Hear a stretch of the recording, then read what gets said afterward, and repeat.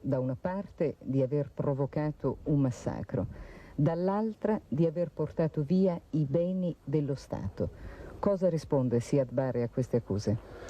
Queste sono infondate, sono chiacchiere che fanno in circolazione elementi di malafede. Io ho costruito la Somalia, non ho distrutto, non ho rubato o contribuito il mio avere. L'ho costruito quella che mi è stata donata da vari governi o paesi, e in qualsiasi modo. Quando lasciai Mogadiscio c'erano tanti di quei regali che sono oro, sono stati ori. Che sono stati, scusi? Oro, sì. Oro. Preziosi. Regalatemi da vari capi di Stato, compreso medaglie consegnatemi, ma io non ho mai preso per me.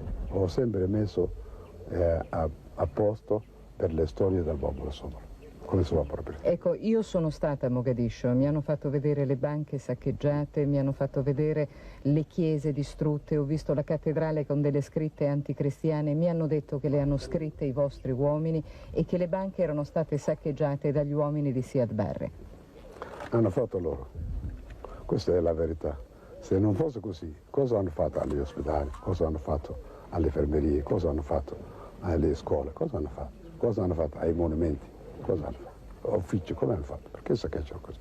Quindi Siad Barre giudica assolutamente infondate queste accuse? Non solo infondate, ma Siad Barre costruisce e distrugge, non è logico, non è nemmeno intelligente, non è intelligente. Io ho costruito e lasciai così come era.